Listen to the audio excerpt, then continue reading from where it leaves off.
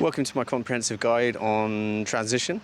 I'm going to endeavour to keep this as simple as possible because that is the overriding theme for transition and making it as quick as you can.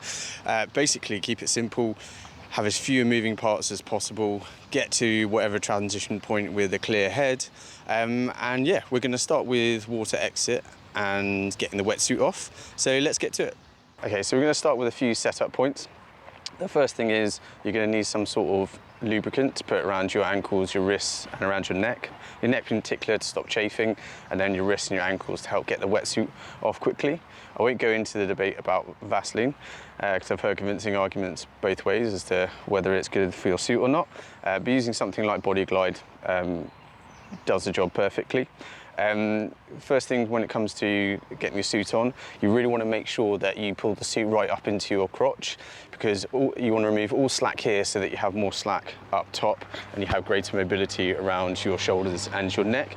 Okay, so before the race, really make sure that you give yourself enough time to put your wetsuit on properly and you're not doing it in a massive rush and everything's a mess. So really pull the suit right up into your groin. You'll notice that I've got this kind of like neoprene mat thing that isn't for drying your feet. Okay, your feet are going to be wet. Your tri-suit underneath is going to be soaking wet, and that's just going to drip down to your feet anyway. Don't bother drying your feet. This is actually here to protect your wetsuit, and I'll explain a little bit more in a moment. Okay, so all the setup stuff is forgotten. We've done the swim element, and we're coming up towards the end of the swim. Now, the first thing is you often want to hear people talking about kicking your legs in the final 25 to 50 meters. And the reason people talk about doing that is to redistribute blood. So getting some blood back into your legs so that when you stand up, it just mitigates that dizziness that you get sometimes when you stand up out of the water after a hard swim. So you definitely just kick your legs a little bit harder than you were before. You don't need to sprint or anything like that, just to redistribute some blood.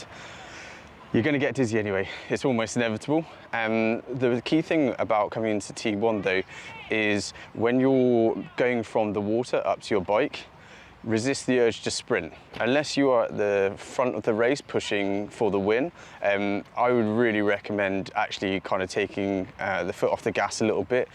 The goal is to try and get your heart rate under control, your breathing rate under control, and to get some clarity of thought so that when you get to the bike, you can actually make some smooth movements, some sensible decisions.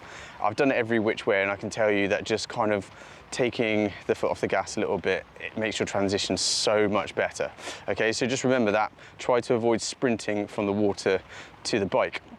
Okay, so next thing we're going to do, just imagine we're kind of running up to our bike. So as you're coming towards transition, you can start to take your wetsuit as you're running.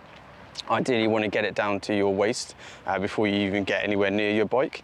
So a couple of top tips when you're doing that. Whichever side you pull down first on your shoulder, so the zip is undone and then you're going to pull down the shoulders, one of your shoulder sides. Put your goggles and your hat on that side. So if I'm taking my left shoulder down first, hat and goggles are in my left hand.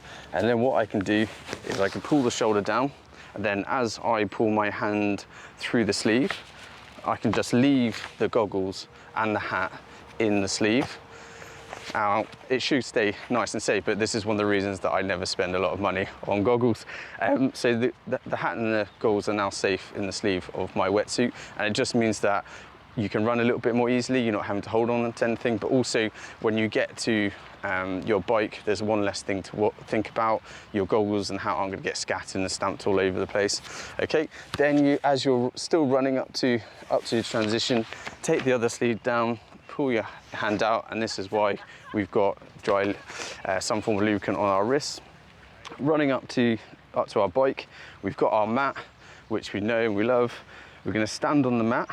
And this is where it's important that you have clarity of thought, because so often T1 goes wrong when people are trying to get off their wetsuit and they're just panicking, they're thrashing around. So you've got to do this one smooth movement.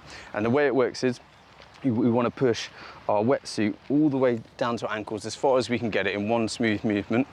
And this is why we have the mat. Okay, because what we're going to do, we're going to push our wetsuit all the way down to our ankle as far as we can go. And then from this position, you're going to stamp on your wetsuit. So you want that mat underneath in case there's any stones or anything like that, to protect the wetsuit from getting damaged.